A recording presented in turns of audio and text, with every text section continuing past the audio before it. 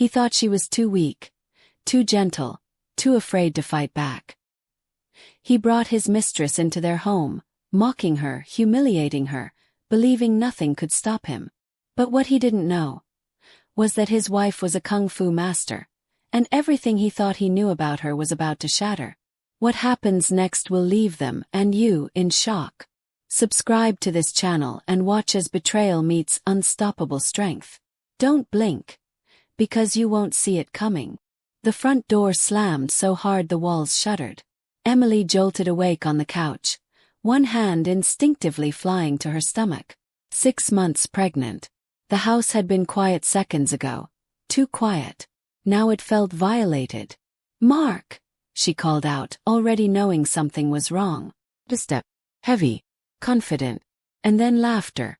Mark stepped into the living room as he owned it, jacket still on, smug grin firmly in place. Behind him walked a woman Emily had never seen before. Tall, polished, heels clicking against the hardwood like she was arriving at a hotel, not someone else's home. Emily pushed herself upright. "Who is that?" Mark didn't answer right away. He glanced at the woman, then back at Emily, amused. "This," he said casually, "is Sarah." Sarah smiled. Not apologetic. Not awkward. Evaluating. Emily's chest tightened.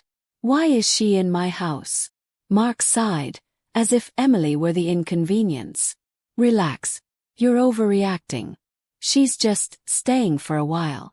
Emily stared at him. "Staying?" Mark shrugged. "I figured it was time you knew. I'm tired of pretending."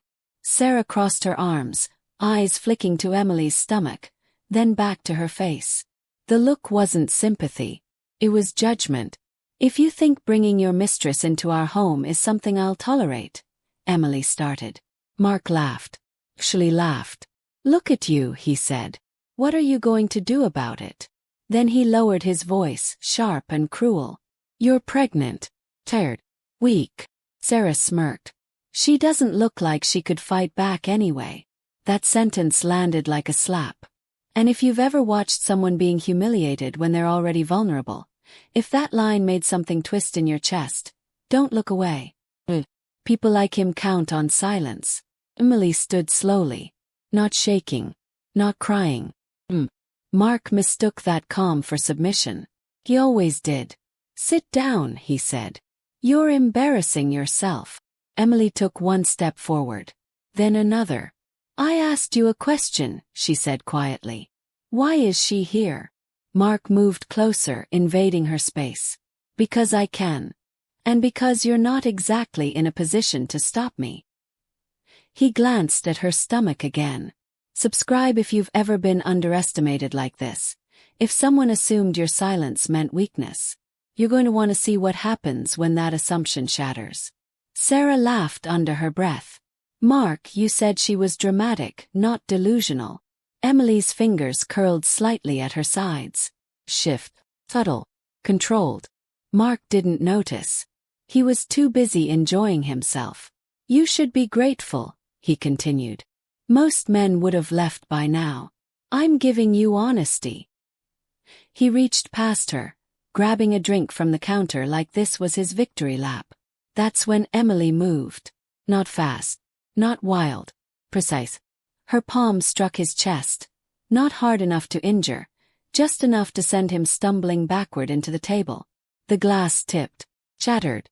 Silence exploded into chaos. What the hell was that? Mark snapped, shocked more than hurt. Sarah screamed. "Mark!" Emily didn't flinch. She stepped forward again, posture different now. Balanced.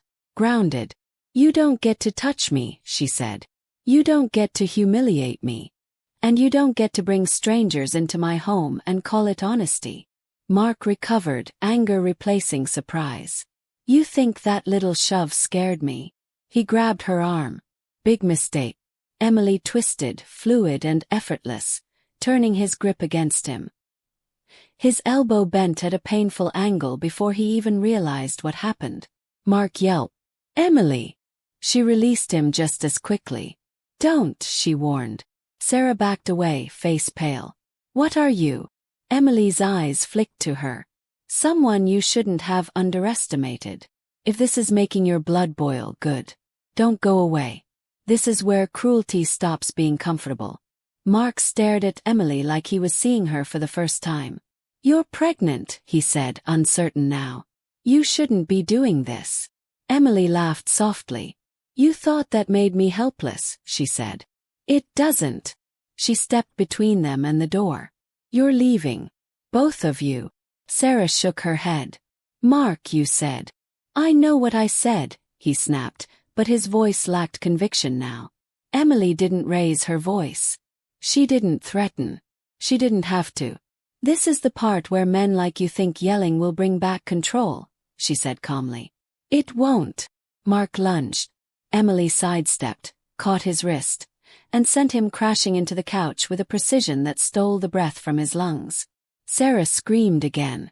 Emily stood over him, steady, unshaken. You thought I was weak, she said.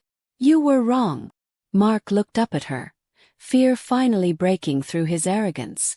This wasn't the end. This was the moment everything shifted. And if you want to see what happens when a man who crossed every line finally faces consequences, subscribe. This story doesn't let him win. The sirens hadn't started yet, but Emily could already hear the echo of consequences. Mark was still on the couch, clutching his arm, staring at her like she'd betrayed him by refusing to stay small. Sarah hovered near the doorway, phone shaking in her hand, torn between calling someone and running. Emily didn't rush. She picked up the shattered glass calmly, dropping it into the trash one piece at a time. Every movement was deliberate, controlled. That calm scared them more than screaming ever could. You assaulted me, Mark finally said, voice tight. You're pregnant. You think anyone's going to believe you? Emily looked up slowly. Try me. She reached into the drawer by the counter and pulled out her phone. Mark scoffed. What, you're recording now? No, she said. I already did. She tapped the screen. Audio filled the room. His voice, unmistakable. You're too weak to fight back anyway. Sarah's laughter followed. Then the sound of glass breaking. Then Mark shouting. Silence swallowed the room. Sarah's face drained of color. You recorded us. Emily met her eyes. I learned a long time ago not to rely on people's conscience. If you've ever wished you'd had proof when someone crossed a line, stay with this story. Silence only protects people like him. Mark surged to his feet despite the pain. You planned this. Emily shook her head. No, I prepared. He stepped toward her again, slower now, calculating. You think this changes anything? I still control the accounts. The house is in my name. You don't have a job. Where are you going to go? Sarah chimed in, desperate to regain ground. You should think about your baby. Don't ruin your life over pride. Emily smiled faintly. You already ruined yours, she said. You just don't know it yet. Mark's eyes narrowed. You're bluffing. Emily didn't answer. She walked past him into the bedroom. That's when panic hit them. Mark followed, wincing. What are you doing? Emily opened the closet and pulled out a duffel bag. From beneath folded sweaters, she removed a wrapped bundle and set it on the bed. She unwrapped it slowly. Black belt, worn, frayed at the edges, stitched name barely visible. Sarah whispered, What is that? Emily ran her fingers along the fabric. A part of myself I put away because I thought love meant shrinking. Mark laughed, uneasy. Kung Fu. Are you serious? That's some hobby crap. This isn't a movie. Emily looked at him, then really looked. I was a national competitor, she said. 6 years. State champion twice. Retired after a spinal injury scare. Mark's laughter died. You never told me that. You never asked, she replied. Subscribe. If someone ever dismissed your past, your skills, your sacrifices. Stories like this are for people who were told they were too much or not enough. Sarah took a step back. Mark. You said she was nobody. Emily turned sharply. You don't get to talk about me like I'm not here. Her voice cracked like a whip. Sarah flinched. Mark clenched his jaw. So what? You can fight. Big deal. You think that erases everything. You still need me. Emily zipped the bag shut. No. I needed the idea of you. That's over. She walked back into the living room, grabbed her phone and tapped again. A text thread filled the screen. Sarah's name. Messages. Photos. Mark froze. You went through my phone. No, Emily said. You left your tablet logged in. Months ago. Sarah's mouth fell open.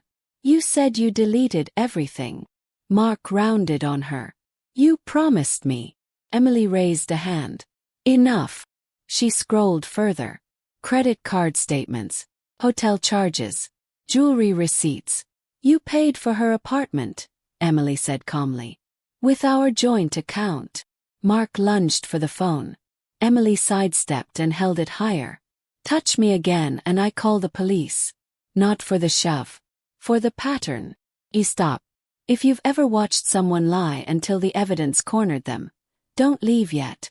This is where the truth begins to choke them. Sarah's voice trembled. Emily, I didn't know you were pregnant when we started. Emily turned to her slowly. You moved into my house knowing I was. That silence said everything. Mark exploded. You're ruining my life. Emily nodded. No. I'm ending the lie you built it on. He grabbed a lamp and hurled it against the wall. Plaster cracked. You think you're strong now, he shouted. You think this makes you powerful. Emily didn't flinch. I was powerful when I chose not to hurt you, she said. You forced me to stop choosing that. Mark charged. This time, Emily didn't warn him. She pivoted, hooked his arm, and dropped him to the floor with controlled force. His elbow hit hard. He screamed. Sarah screamed louder. Emily stood over him, breathing steady, eyes clear. This is self-defense, she said. And this is the last time you ever put your hands on me. She stepped back and dialed. Mark stared at the phone like it was a gun. You're calling the cops. Yes. You'll destroy me. Emily's thumb hovered over the screen. If you think accountability is destruction, she said, you shouldn't have built your life on cruelty. Hit call. Sarah bolted for the door. Emily didn't chase her. Mark lay on the floor, pain and fear finally replacing arrogance. The sirens wailed in the distance now, closer. If you're still here, it's because you know this isn't just her story. It's for anyone who stayed quiet too long, anyone who was told to endure. The reckoning has just begun. Emily sat down, one hand on her stomach, the other holding her phone. For the first time in years, she wasn't afraid of what came next. She was ready. And Mark, listening to the sirens grow louder, realized too late that underestimating her wasn't his worst mistake. It was his last moment of control. The doorbell rang. Emily stood and opened it. The blue and red lights flooded the living room before the knock even came. Emily opened the door as the sirens cut off, the sudden silence louder than the chaos that came before. Two officers stood on the porch, hands resting near their belts, eyes already scanning past her shoulder. I'm the one who called, Emily said calmly. I'm 6 months pregnant. My husband assaulted me. Mark shouted from the floor. She attacked me. She's lying. The officers stepped inside. One knelt beside Mark, the other stayed with Emily. Ma'am, the female officer said gently. Are you injured? Emily shook her head. Not physically. She held out her phone. I have recordings. Text. Financial records. And he grabbed me first. The officer took the phone, scrolling, listening. Her expression changed. Not dramatic, just firm. Mark saw it and panicked. She provoked me. She's unstable. Sir, the male officer said. Please calm down. Emily sat slowly on the armchair, one hand on her stomach, breathing through the tightness there. Press. Adrenaline. She focused, grounding herself the way Master Chen had taught her years ago. Breath in, breath out, spine aligned, mind steady. Sarah's heels clattered outside. She was pacing the driveway, phone pressed to her ear, crying loudly enough for everyone to hear. performance. I didn't do anything, she sobbed. I was just visiting. The female officer stepped outside, listened briefly, then returned. She admits she's been living here, the officer said. And that she's been in a relationship with your husband. Mark's face drained. She doesn't know what she's saying. Emily didn't look at him. She didn't need to. The officers exchanged a glance. Sir, the male officer said, we're going to need you to come with us to get checked out. For what? Mark snapped. Your elbow, the officer replied. And to sort this out. Handcuffs clicked. If watching this feels satisfying, it's because consequences always look like cruelty to the people who avoided them. Stay till the end because the story is just beginning. Mark twisted toward Emily as they lifted him. You think this is over? I'll destroy you in court. Emily met his eyes. Unafraid. I'm counting on it, she said. The door shut behind them. The house fell quiet again. Different this time. Cleaner. Lighter. Emily's phone buzzed immediately. Linda. Mark's mother. She let it ring. Then another call. And another. Emily answered the fourth. What did you do? Linda's voice shrilled through the speaker. Mark is in handcuffs. Do you have any idea how this looks? Emily exhaled slowly. He put his hands on me. Oh, please, Linda snapped. You've always exaggerated. You trapped him with that pregnancy. And now you're playing victim. Something inside Emily hardened. If you believe a pregnant woman deserves abuse, you're part of the problem, Emily said evenly. This conversation is over. She hung up and blocked the number. If you've ever been told to endure for the sake of family, subscribe. This story doesn't reward silence. The next morning, Emily sat in a quiet office across from a woman with sharp eyes and a steady voice. I'm Rachel Morgan, the attorney said. I reviewed what you sent. You did the right thing calling. Emily nodded. I don't want revenge. I want safety. Rachel smiled slightly. Good. Because the law favors preparation, not emotion. And you were prepared. She slid documents across the desk.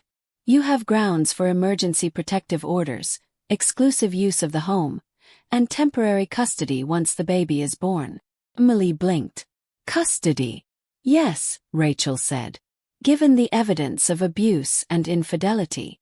Emily's hands trembled, not with fear but relief. Mark's lawyer called that afternoon. Then again the next day. Then Linda showed up at the house.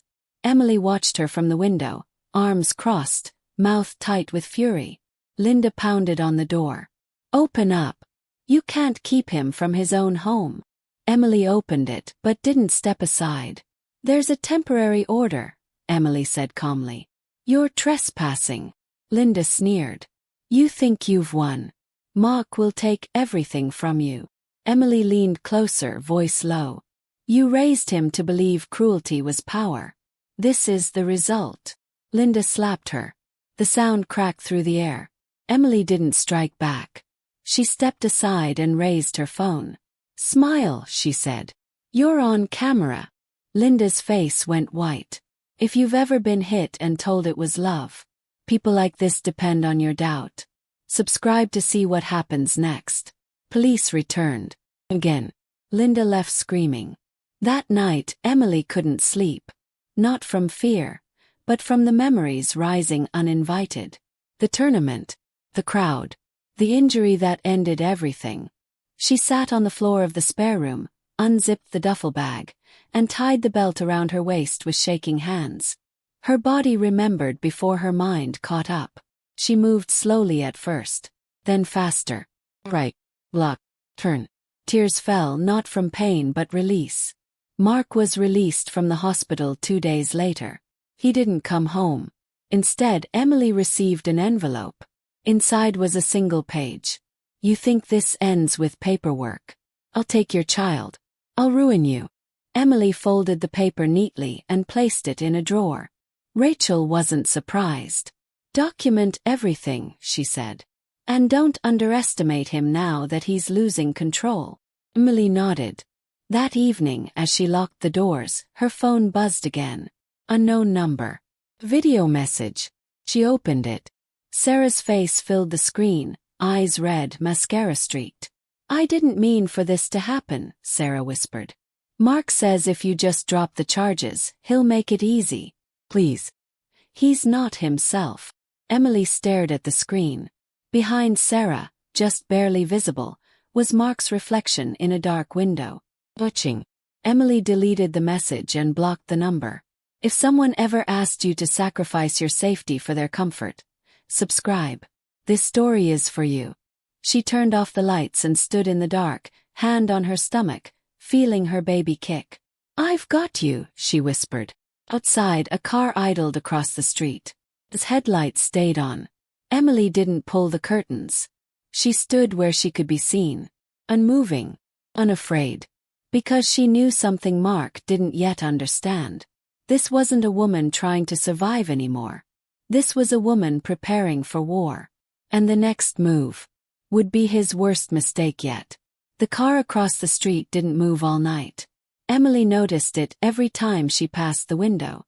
Headlights off now. Engine quiet. Just a dark shape parked too neatly to be a coincidence. She didn't call the police. Not yet. Fear wanted noise. Control wanted patience. She made tea, sat at the kitchen table, and waited for her heartbeat to slow. When it did, she reached for her phone and started documenting. Angle. Plate number. Screenshots. At 3:12 a.m. the car finally pulled away. Emily didn't sleep after that. By morning, the internet had done what it always did when truth leaked. Half believed it, half attacked it. A local blog picked up the police report. Domestic dispute sends husband to hospital. No names yet. Just enough to stir curiosity. By noon, Mark's co-workers knew. By evening, Linda was calling again from a new number. Emily didn't answer. Rachel did. "You're being followed," Emily said flatly when she sat across from her attorney later that day. Rachel didn't blink. "I assumed." That answer told Emily everything. Rachel slid a folder forward. "We filed for a restraining order this morning. Emergency hearing is tomorrow." "Tomorrow?" Emily asked. "Yes," Rachel said. "Which means tonight is when people like Mark tend to do something stupid." Emily nodded. "Good." Rachel studied her. "You're not afraid." "I am," Emily said honestly. "I'm just not frozen." That evening, Emily went to the garage and opened the storage cabinet she hadn't touched in years. Inside were training pads, old gloves, resistance bands. She didn't rush. Her movements were careful, modified.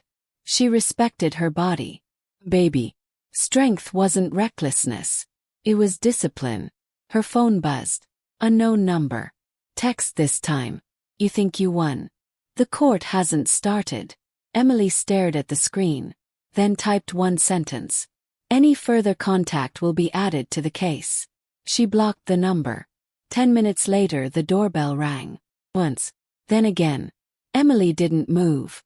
A knock followed. Harder. "Emily!" Linda's voice cut through the door. "Open up." Emily exhaled slowly and checked the camera feed on her phone. Linda wasn't alone. Sarah stood behind her, arms wrapped around herself, eyes darting like a cornered animal. Mark wasn't visible. That made it worse. Emily spoke through the door. "You need to leave." Linda's face twisted. "You can't shut us out. This is family." Sarah stepped forward. "Please. He's spiraling. He hasn't slept. He says you're turning everyone against him." Emily felt a familiar tug. The old instinct to fix, to soothe, to carry responsibility that wasn't hers. She didn't open the door. "If you care about my safety," Emily said calmly, "you'll leave." Linda slammed her palm against the door. "You did this." Emily pressed record. Linda leaned closer to the camera, eyes wild. "If anything happens to my son, it's on you." Police lights appeared at the end of the street. Rachel worked fast. Linda and Sarah fled before the cruiser even stopped. Emily watched from the window as they disappeared into the night. Her phone rang immediately after. "Rachel." Good news and bad news. Emily braced. Tell me. Good news. The judge granted the temporary restraining order. Effective immediately. Emily closed her eyes briefly. Relief washed through her. And the bad? Rachel paused. Mark filed his own report.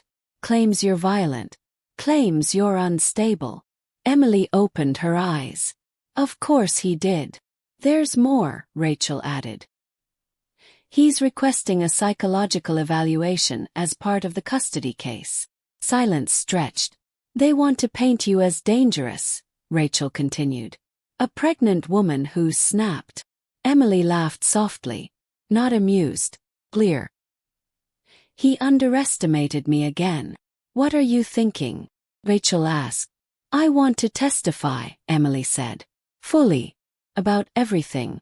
Including who I was before I met him. Rachel smiled. Good. Because he doesn't know what that opens. That night, Emily stood in the living room, lights off, practicing slow forms in the dark. Each movement grounded her. Each breath steadied her. She stopped when her phone buzzed again. New message. Video attachment. This one wasn't from an unknown number. It was from Mark. Against her better judgment, she opened it. His face filled the screen. Unshaven. His glassy. You think you're so righteous, he slurred. Everyone's starting to see who you really are. He leaned closer to the camera. Court's tomorrow. Don't be late. The video ended. Emily saved it. If threats have ever made your hands shake, don't leave. This story doesn't end with fear winning. She placed the phone down and rested both hands on her stomach. I need you to be strong with me, she whispered. The baby kicked hard. Emily smiled for the first time all day. Across town, Mark sat alone in his apartment, scrolling through comments online as rumors spread faster than facts. He didn't see support. He saw judgment. And it made him angry. Anger made him careless. He picked up his keys. Tomorrow was court. But tonight, Mark decided. He wasn't done yet. The courthouse hallway smelled like disinfectant and tension.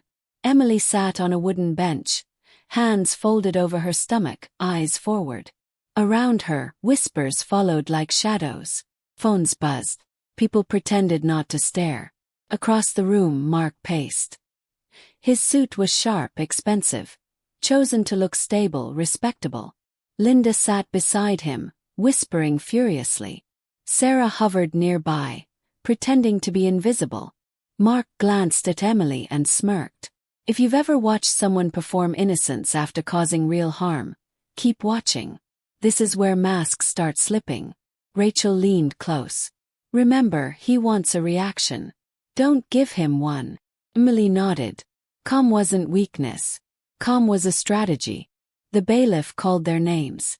Inside the courtroom, everything felt smaller, quieter, more dangerous. The judge listened. Patient. Neutral. Mark's lawyer spoke first. Smooth. Confident. Your Honor, my client fears for his safety. His wife has a history of violent behavior. She assaulted him, causing serious injury. We're requesting a psychological evaluation and supervised visitation once the child is born. Linda dabbed her eyes dramatically. Mark kept his gaze down, the picture of a wounded man. Emily felt the room tilt. Not from fear but disbelief. Rachel stood. Your Honor, she said evenly. We object. We have recordings, medical reports, police testimony, and documented harassment both before and after the incident. She played the audio. Mark's voice echoed through the courtroom. You're too weak to fight back anyway. A murmur rippled through the room. Then the video, Mark lunging. Emily defending. Clear. Controlled. The judge's expression changed. Subtle, but decisive. Mark stiffened. Rachel continued. We also submit evidence of stalking behavior. Repeated contact after a restraining order was requested. And this. She held up her phone. Mark's video message played. Court's tomorrow. Don't be late. The judge paused the video mid-frame. Mr. Harris, the judge said coolly. Do you understand why this is inappropriate? Mark swallowed. I was emotional. Emotional, the judge repeated. Or intimidating. Silence. The judge denied Mark's request for a psychological evaluation, granted Emily exclusive use of the home, extended the restraining order. Mark's face cracked. But the judge wasn't done. One more thing, she said. Given the evidence presented, I'm referring this matter for further review regarding domestic abuse. Linda gasped. Mark turned toward Emily, eyes burning. Court adjourned. Outside, reporters waited. Emily walked past them without stopping. Mark didn't. This is a lie, he snapped at the cameras. She manipulated everything. I'm the victim here. Linda nodded fiercely. Sarah said nothing. By evening the clip was everywhere. Comments poured in. Mark watched them alone. Protect that woman. Abuse isn't always loud. Believe her. Anger curdled into something darker. If you've ever seen a man unravel when control slips away, subscribe. You're watching it happen. That night, Emily returned home under police presence. The house felt different, like it had exhaled. She locked the doors, checked the windows. Then the power went out. The house dropped into darkness. Emily froze. Her phone buzzed immediately. Unknown number. You should have listened. Her heart slammed. If your stomach just dropped, you're not alone. Don't do away. This is The Edge. Subscribe and follow the story till the end. Emily didn't panic. She moved. Flashlight. Phone recording. Footsteps sounded outside. Then a shadow crossed the frosted glass of the back door. Emily stepped back, positioning herself where the hallway narrowed. Advantage. Distance. The handle rattled. A voice followed. Whoa. Familiar. Emily. Open the door. We need to talk. Mark. Her pulse stayed steady. You're violating a court order, she said clearly. Leave. I just want to explain, he said. They turned you against me. Thud hit the door. Harder this time. Emily dialed 911 and placed the phone on speaker. Mark heard it. Emily, he hissed. You think they'll get here in time? The door frame cracked. Emily adjusted her stance. Grounded. Focused. She whispered. Yes. Because this time. She wasn't alone. Sirens wailed in the distance. Mark cursed. The footsteps retreated. The car engine roared to life and disappeared into the night. Emily sank onto the couch, breath shaking for the first time that day. Police arrived minutes later. They took statements, photos, evidence. Mark was arrested 2 hours later. This time there was no spin, no performance, no excuse. Emily stood by the window as dawn crept in, pale and quiet. Her phone buzzed again. A message from Rachel. He's being held without bail pending review. Emily closed her eyes. Outside the street was empty, peaceful. But she knew better now. This wasn't the end. It was the calm before the truth finished its work. And Mark, for the first time, was the one trapped inside the consequences he created. The jail didn't calm Mark. It sharpened him. Emily learned that 2 days later, when Rachel called with a voice that was steady, but careful. He's talking, Rachel said. Not to me. To anyone who'll listen. Emily sat at the kitchen table, sunlight warming the floor, one hand resting on her stomach. About what? About you, Rachel replied. About how you're unstable, how you're dangerous, how the baby isn't safe with you. Emily closed her eyes. Rachel continued. He's reached out to a men's rights group. They're pushing the false accusation angle. It's gaining traction online. Emily opened her phone. The comments were already there. She trapped him. Another crazy wife playing victim. Men can be abused too. Her chest tightened, not from doubt but rage. They don't know him, Emily said. No, Rachel replied. But they're loud. And Mark knows how to hide behind noise. That afternoon Emily's OB called. Your blood pressure is elevated, the doctor said gently. Stress like this isn't good for you or the baby. Emily swallowed. What do you recommend? Rest, the doctor said. And fewer surprises. Emily almost laughed. Surprises were Mark's specialty. That night the first package arrived. No return address. Inside was a printed screenshot of one of the comments attacking her. Circled in red ink. Below it, handwritten. "People are starting to see the truth." Emily stared at it for a long moment. Then she photographed it and added it to the file. If intimidation has ever tried to make you shrink, subscribe now. Documentation is power. The next package came the following morning. This one held court documents. Custody filing. Emergency motion.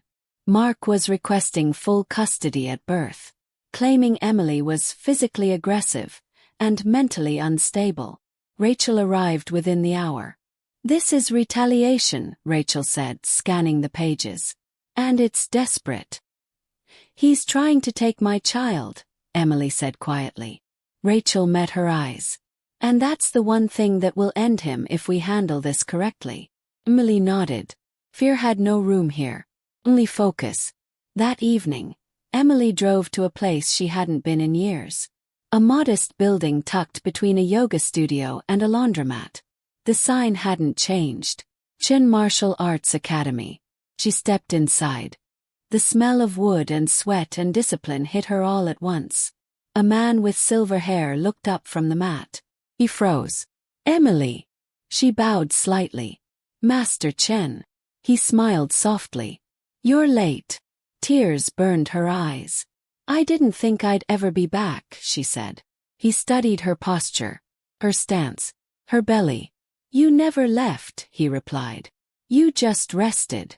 Emily trained carefully. Modified movements, controlled strikes. Her body remembered everything. Her mind grew quieter with every breath. Outside the studio, a car idled. Familiar car. Emily noticed it when she left. Same model, same tint, different plates. She didn't approach. She memorized. When she got home, Rachel was already calling. "Mark was released on bail," Rachel said. "Limited conditions. No contact. But he's out." Emily looked out the window. The street was empty now. "Good," Emily said. "He's predictable when he's angry." Rachel paused. "Be careful." "I am," Emily replied. "I'm not alone anymore." That night Emily went live. Not dramatic, not emotional, just honest. She spoke calmly about abuse that doesn't leave bruises. About silence being mistaken for consent. About the strength looking different on different days. She didn't name Mark. She didn't need to. The video spread faster than the lies. If you're still watching, it's because you recognize truth when it speaks quietly. Don't look away now. Mark watched the video from his apartment. He smashed his phone against the wall. She wasn't supposed to win the narrative. He grabbed his keys. Again. Emily's phone buzzed as she locked the door for the night. Unknown number. Single sentence. "Tomorrow changes everything." Emily didn't reply. She sat on the edge of the bed, breathing slowly, hands steady. Tomorrow was the hearing. Tomorrow was the lie versus the truth. Tomorrow, someone would lose everything. And for the first time, Emily knew. It wasn't going to be her. Not with voices but with tension. Emily felt it the moment she stepped inside. Reporters lined the hallway now. Phones were raised. Whispers followed her steps like a current. Across the room, Mark stood straighter than he had in days. Too straight. A type. Sharp. The look of a man who thought he'd found a new angle. If you've ever seen someone smile because they think they found a loophole, stay. This is where arrogance gets exposed. Rachel leaned in. "He submitted new evidence this morning." Emily didn't react. "What kind?" "Character witnesses," Rachel said quietly. "Including his mother. And Sarah." Emily exhaled through her nose. "Of course." Inside the courtroom, Mark went first. Linda took the stand, dabbing her eyes, voice trembling on cue. "My son is a good man," she said. "He's gentle. He's patient." Emily was always unpredictable. Mark watched the judge carefully, nodding at the right moments. Sarah followed. She spoke softly, carefully. Emily scared me, she said. The way she looked at Mark that night. I thought she might kill him. A murmur rippled through the room. Then Mark took the stand. He didn't shout. Didn't cry. He performed calmly. I loved my wife, he said. But she changed. She became volatile. I was afraid for my child. Emily felt the words hit her stomach harder than any shove. Rachel stood. Your Honor, she said. We'd like to play Exhibit C. The screen lit up. Security footage. Not from Emily's house. From a parking garage. Mark's apartment. The video showed Mark pacing. Shouting into his phone. I'll take everything from her. She thinks she's strong. She's going to regret this. The timestamp was from the night he was released on bail. Mark's face drained.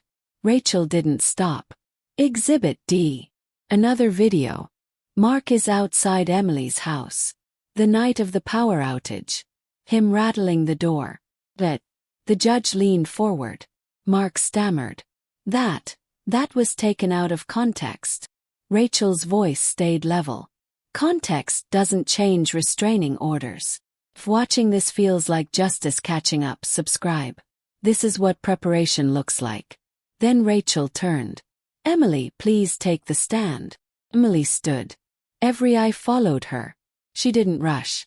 She didn't tremble. She told the truth. Clean. Direct. No embellishment. About silence. About humiliation. About choosing peace and being punished for it. She spoke about training not to hurt but to protect.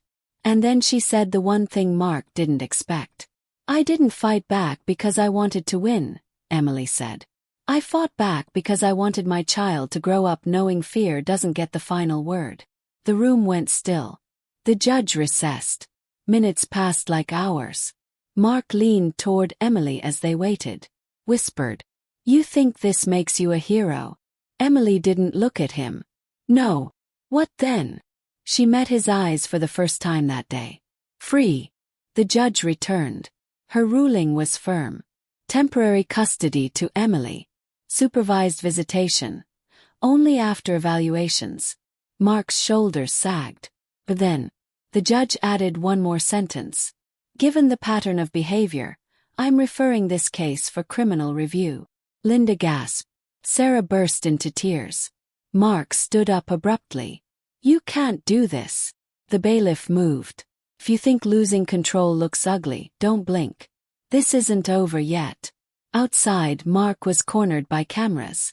This is a setup, he snapped. She planned this from the start. Emily walked past him. Didn't stop. Didn't respond.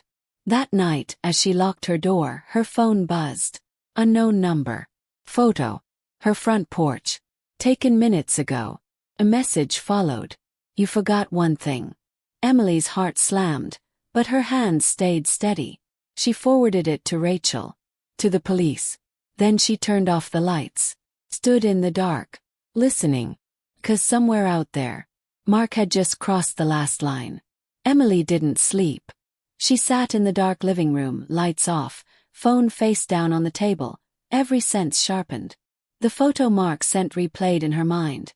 Her porch, her door, her home violated again without a single word spoken aloud. Fear knocked. Discipline answered. She moved through the house silently, checking locks, angles, and blind spots. The way she used to before competitions. Before pain. Before she convinced herself peace meant passivity. If you've ever felt your body switch into survival mode before your mind caught up, don't go away. This is where instinct becomes intelligence. At 2:41 a.m. the motion sensor pinged.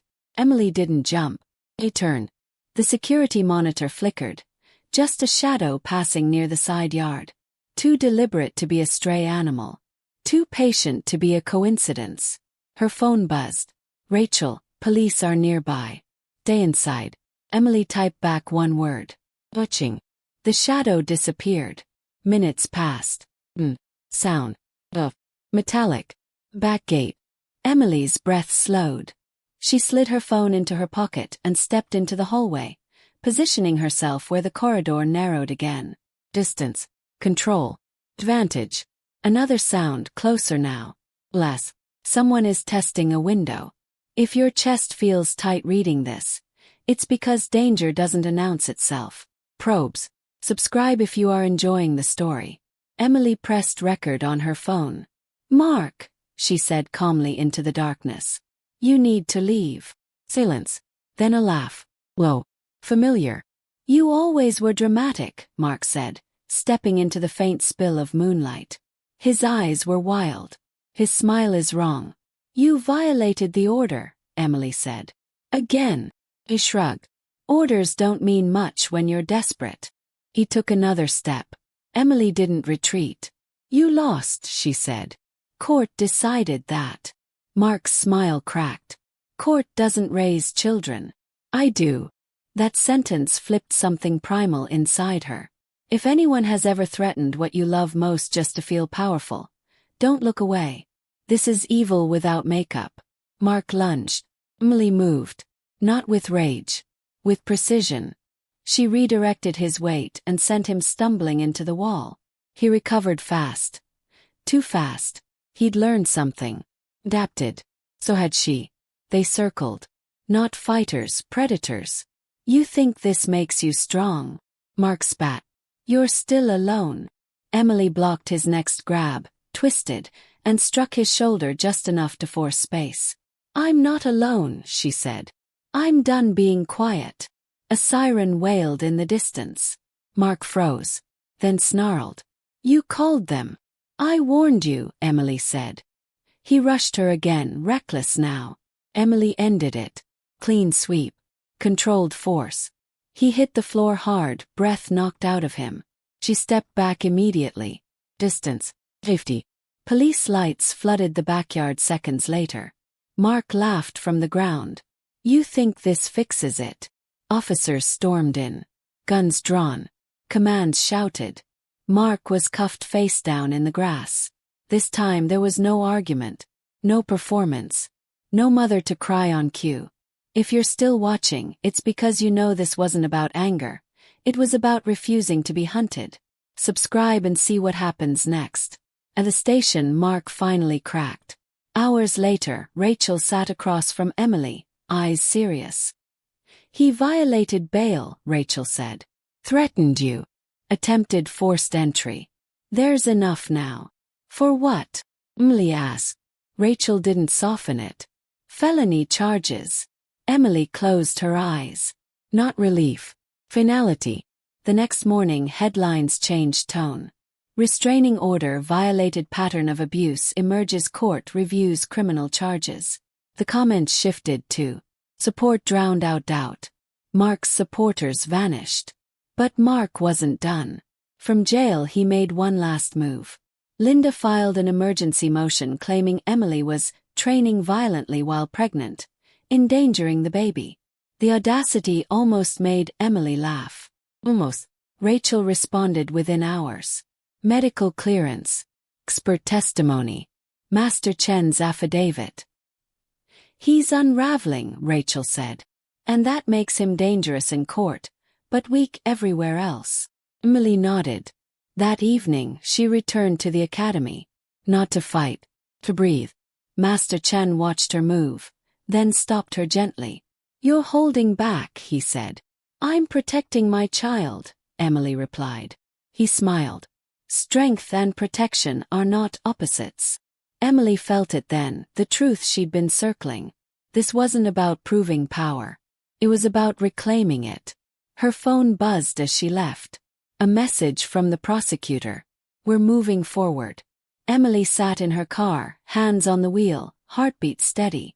Across town, Mark sat alone in a holding cell, staring at a wall that didn't argue back. No phone. No audience. No control. He whispered to himself. This isn't over. But for the first time, no one was listening. Emily drove home under a sky just beginning to lighten, one hand resting on her stomach. We're safe, she whispered. The baby kicked. Hard. Emily smiled. Because what will happen next wouldn't be about fear anymore. It would be about reckoning. And Mark. was finally out of moves. The morning sun cut through Emily's blinds, sharp and unforgiving. She didn't see it as warmth. She saw it as clarity. New day. One step closer to the final reckoning. Rachel was already at the door, folder in hand. We've got the criminal hearing set. Mark's facing multiple counts: restraining order violation, attempted break-in, intimidation. He's going down, Emily. Emily nodded. She didn't smile. Not yet. Control had taught her patience. Outside, the street was quiet. Too quiet. Emily's phone buzzed. Unknown number. Video. Mark. His hair was messy, his eyes bloodshot, shirt torn at the sleeve. He whispered, "You think you're untouchable. You'll regret this." Her stomach twisted, not with fear, but with recognition. She'd seen this look before. In the ring. In competitions. The moment someone realized they'd underestimated an opponent. Emily forwarded the video to Rachel. "This stays in the file," she said. "And you notify the judge." Rachel nodded. "Already on it. We're covering everything." He's cornered. Dangerous, but cornered. Emily's phone buzzed again. Another unknown number.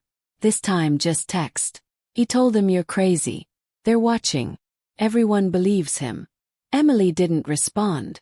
She locked the doors, activated cameras, checked every blind spot in the house. Then she stood, hand resting on her stomach, and breathed. Low. Deliberate. Grounded. If fear ever tries to convince you to hide, don't. Courage isn't loud, it's relentless.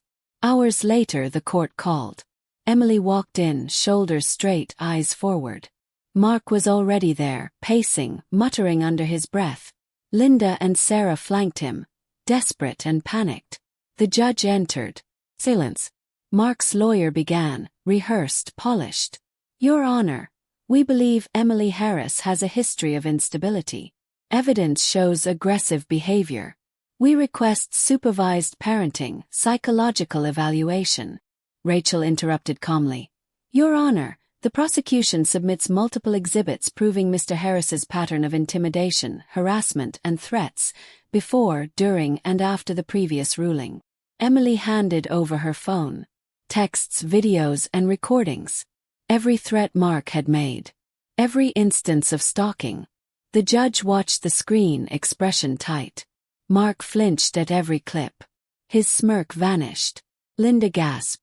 Sarah covered her mouth. Rachel's voice cut through the tension. "We also submit testimony from a certified martial arts master verifying Emily Harris's skills were trained for defense, never aggression. The attempts to label self-protection as dangerous are false." Emily took a deep breath. She felt her baby kick. Reminder. Strength now wasn't just hers, it was theirs. Mark's voice rose. "You're lying. She's manipulating the system." The judge held up a hand. "Silence. This is your final opportunity to speak without interruption." He opened his mouth, then closed it. Nothing. No words could undo what the evidence already displayed. The judge leaned forward. "Temporary custody will remain with Emily Harris. Mr. Harris will have supervised visitation following a full review. Violations of this order will result in immediate criminal penalties."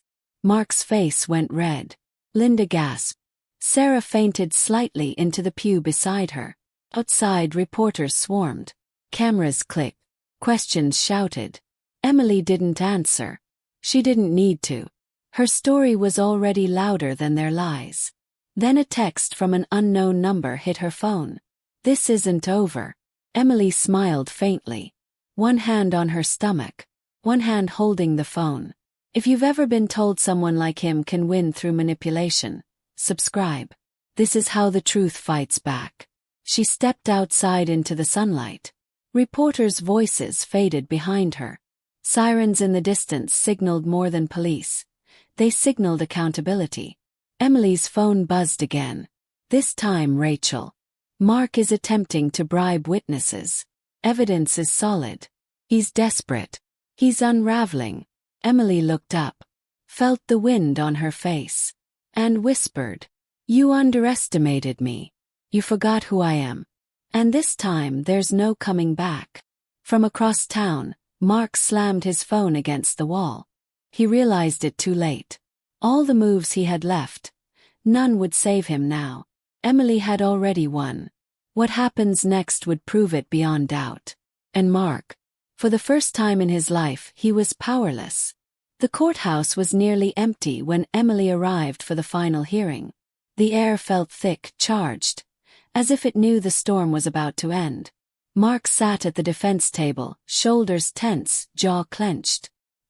His lawyer fidgeted with papers, glancing at him nervously. Linda and Sarah hovered like vultures, pale and desperate. Emily didn't flinch. She didn't look at them. She only felt the steady kick of her baby and the weight of truth behind every step she took. Rachel handed the judge the final exhibits. Every text, every video, every threat meticulously logged. She nodded at Emily, eyes saying, "This is it." The judge cleared his throat. "We will hear the closing statements before the final decision is rendered." Mark's lawyer went first. Polished, rehearsed, desperate.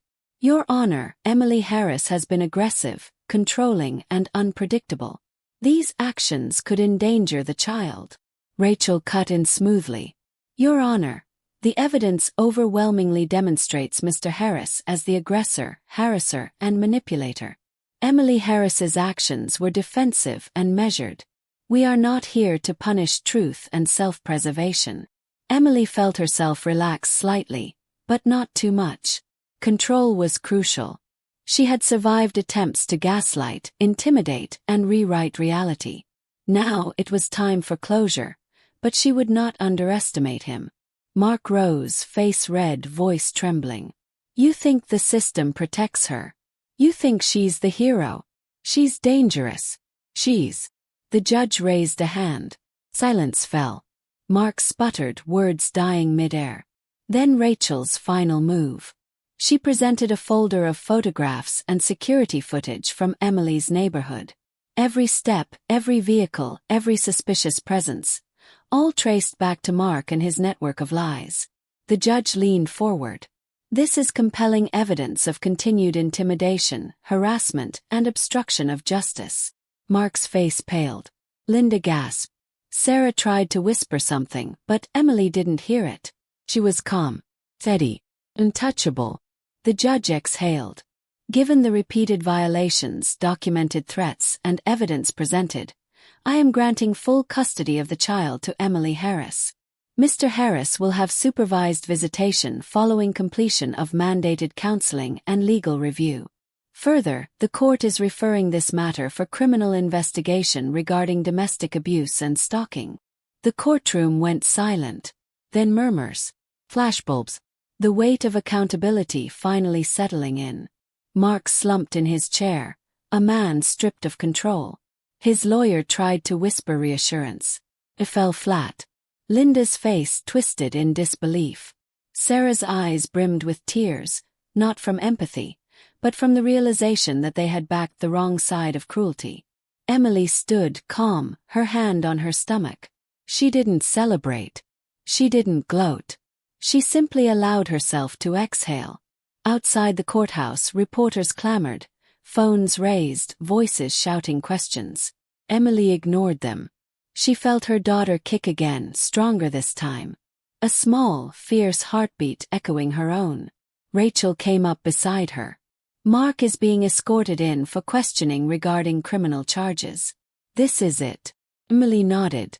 She didn't need to say it aloud. She had survived threats, manipulations, public smears, and personal attacks. She had fought not with rage, but with precision, patience, and courage. Mark's car was taken away by the authorities. He turned once, meeting Emily's gaze. His eyes were filled with something she had seen before. Fear, the realization that his world had collapsed under the weight of truth. The final message from an unknown number arrived on Emily's phone. She opened it. "You won't see the end coming." She smiled faintly. One hand on her baby.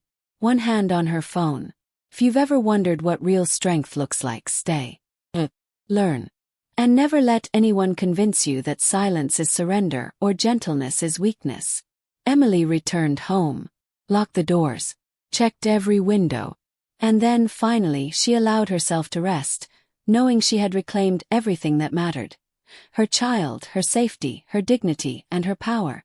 From across town, Mark sat alone in his apartment, walls closing in, his phone dead, his influence gone. He realized too late. The only thing he had underestimated was her. And Emily. She was unstoppable. The baby kicked again. Strong, fierce, unafraid. And for the first time in years, Emily felt what it truly meant to be free.